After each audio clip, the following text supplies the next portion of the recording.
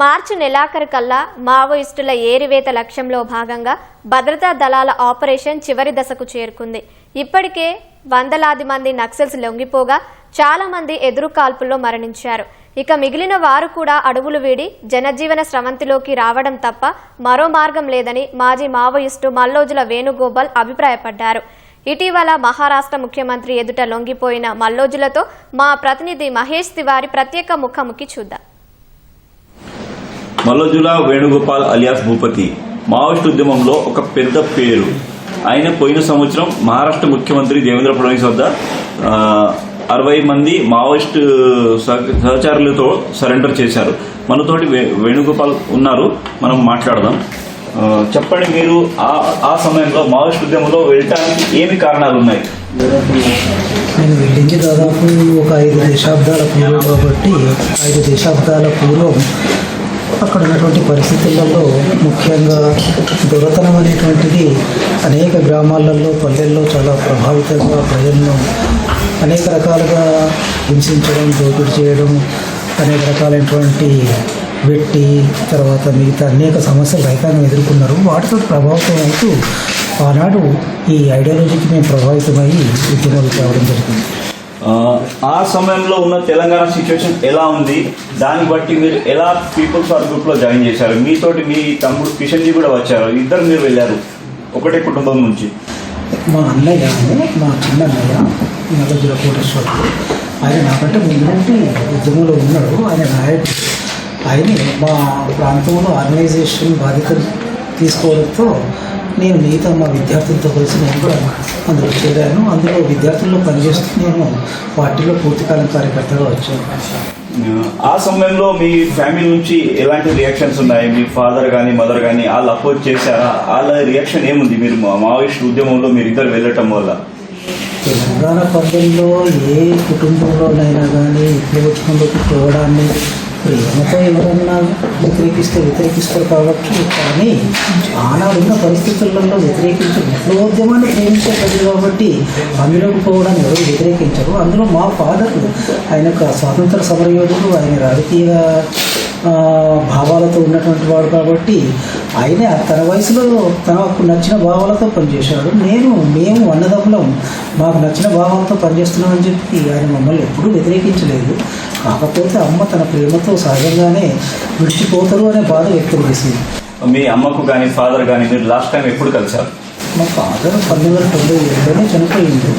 కాకపోతే నేను జైల్లో ఉన్నప్పుడు విడిపించడానికి ఆయనే ప్రయత్నం చేసి 1983 జనవరిలో నన్ను విడిపించింది.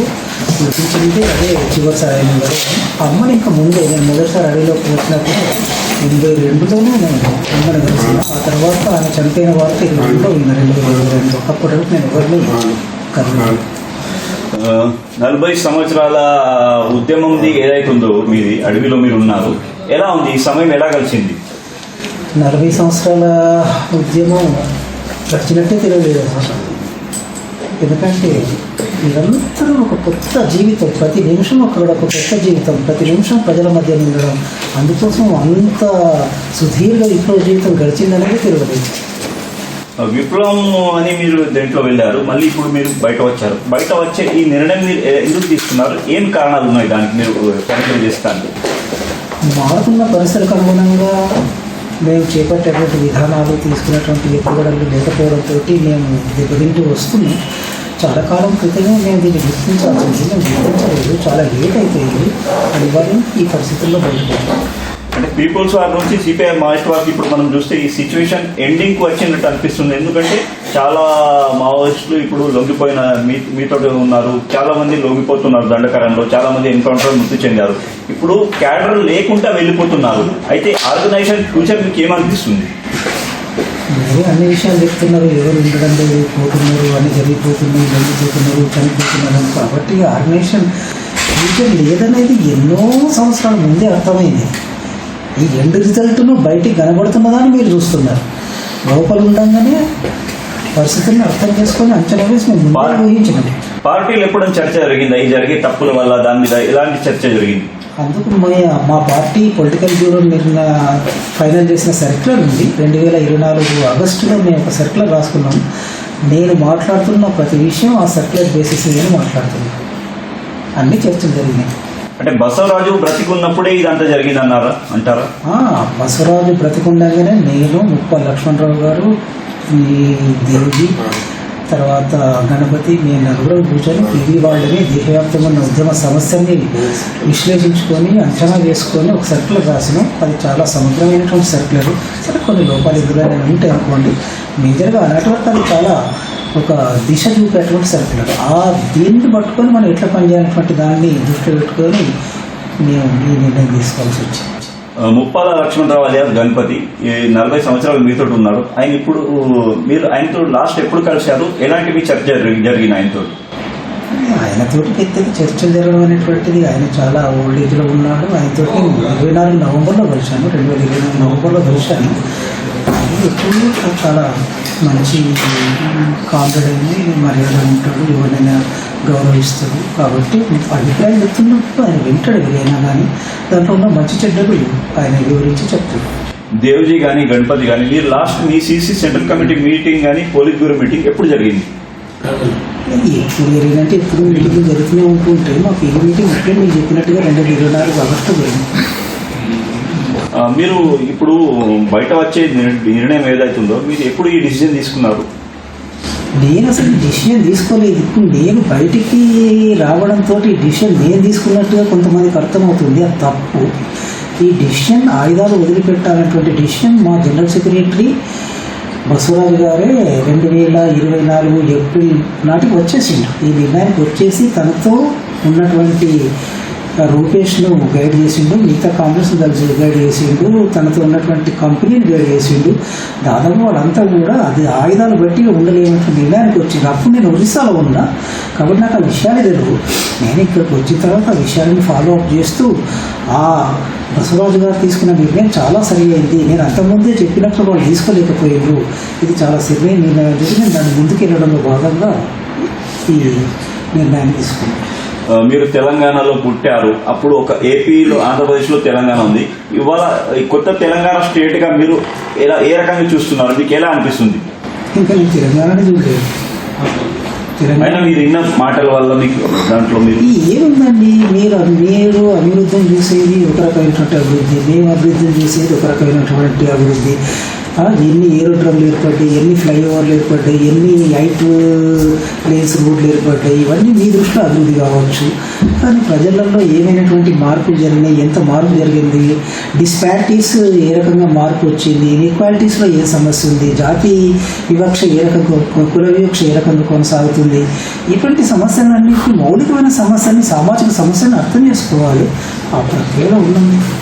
ఇప్పుడున్న అభివృద్ధి మీ కళలో ఉన్న అభివృద్ధికి సమానంగా ఉందా అనిపిస్తుంది? మీకు ఏమనిపిస్తుంది?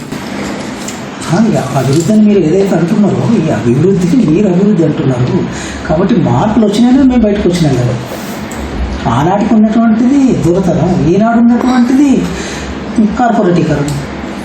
ఇప్పుడు కిషన్ జీ ఎప్పుడైతే ఎన్కౌంటర్ మృతి చెందారో దాని తర్వాత మీరు ఎప్పుడైనా ఫ్యామిలీకి కలిసే ప్రయత్నం చేశారా? ఇంతకుముందు చెప్పిన 82లో అమ్మని కలిసిన అంటే ఇప్పటివరకు కలవలేదు. నేను రాకముందే అమ్మ చనిపోయింది, నాన్న అంతకుముందు చనిపోయింది. పెద్దపల్లి ఎప్పుడు వెళ్ళలేదు? దాని తర్వాత 83 జనవరి 24 తర్వాత పెద్దపల్లి వెళ్ళలేదు. ఇప్పుడు March 31 దాకా ఏదైతే టార్గెట్ ఇచ్చారో అమిత్ షా, దాన్ని చూస్తే మావోయిస్ట్ ఉద్యమంకి చాలా పెద్ద ఇది ఉన్నట్టు అనిపిస్తుంది. మీకు ఆ టార్గెట్ పైన మీకు పూర్తి కనిపించే పిక్చర్ ఎలా ఉంది? అది ముందే కనబడుతుంది కాబట్టి ఇక మేము ఈ టార్గెట్ పెట్టుకొని వాళ్ళు చేస్తున్నటువంటి దాడులతోటి పెద్ద ఎత్తున నష్టపోతున్న పరిస్థితులలో అతి కొద్దిగా మిగిలిపోయి సమన్వయం లేకుండా ఎక్కడికక్కడనే ఉన్నటువంటి పరిస్థితుల్లో ఈ ఉద్యమాన్ని ముందుకు తీసుకుపోవాలని చెప్పి నిర్ణయానికి వచ్చే ఈ నిర్ణయం తీసుకున్నాం. కాబట్టి ఇక కొనసాగడం అనేది చాలా కష్టం ఉండదు. తిరుపతి అలియాస్ దేవ్జీ జనరల్ సెక్రటరీగా ఎన్నుకోబడ్డారని వార్తలు ఏదైతున్నాయో దాంట్లో నిజమేముంది? ఆమె మాత్రమైన నిజం లేదు. అదే పాపం ఆయన కూడా చెప్పినప్పుడు ఇంత గుల అవతల వాళ్ళకి ఎందుకండి అసలు? ఎందుకంటే పార్టీ సెక్రటరీ అని ఎవరు పార్టీ వాళ్ళు చెప్పింది లేదు, ఏ కమిటీ చెప్పింది లేదు, తను స్వతహాగా చెప్పింది లేదు. కాకపోతే మీడియాలో ఒక హైప్ సృష్టించి ప్రచారం చేస్తున్న తప్ప ఇది వాస్తవం కాదు. తెలంగాణ డీజీపీ ఒక లెటర్ విడుదల చేశారు. ఇప్పుడైతే ఎంతమంది మావోయిస్ట్ క్యాడర్లు ఉన్నారో వాళ్ళందరూ సరెండర్ చేయమని. అయితే మీరేమంటారు? నేనే గమ్మని చెప్పంటున్నా. డీజీపీ శివధర్ రెడ్డి గారు అనడం అనేటువంటిది కాకుండా నేను బయటికి వచ్చే ముందు నేను అప్పీల్ చేసిన, బయటకు వచ్చిన తర్వాత అప్పీల్ చేసిన మంచిది. ఎందుకంటే ఇవాళ పోలీసులు అనుసరిస్తున్నటువంటి విధానం నేను వచ్చే 4 మాసాలు చూస్తున్నా. దాదాపుగా జస్ట్ 3 మాసాల వరకు ఎక్కడ ఆపరేషన్స్ లేవండి. చాలా వరకు ఆపరేషన్స్ కూడా ఆపేసింది రావాలని. ఇప్పుడు నేను వచ్చిన తర్వాత కూడా ప్రధానంగా వీళ్ళ వైపు నుంచి చూస్తుంది మేజర్గా సరెండర్ చేయించుకోవాలనేటువంటి దాంతో కొనసాగుతున్నారండి. కావాలి, వాళ్ళందరూ వచ్చి రావాలి, లేకుంటే మార్గం లేదు. ఒక క్వశ్చన్ అంటే ఫ్యూచర్లో మీరు ఎప్పుడన్నా తెలంగాణ వెళ్ళి తెలంగాణ రాజకీయంలో పాల్గొంటారా? ఫ్యూచర్లో తెలంగాణ వెళితే అక్కడ రాజకీయాల్లో పాల్గొంటారంటే తెలంగాణ రాజకీయాలు, మహారాష్ట్ర రాజకీయాలు, ఒక్క రాజ్యం రాజకీయాలు, ఒక్క స్టేట్ రాజకీయాలు అంటూ ఏముండయి. దేశవ్యాప్త రాజకీయాలు ఎక్కడున్న ప్రజలే, పీడిత ప్రజలు ఎక్కడున్నా వాళ్ళ కోసమే వాళ్ళలో భాగమై పనిచేస్తుంటారు. Mahesh Tiwari, ETV news, Gadchiroli, Maharashtra.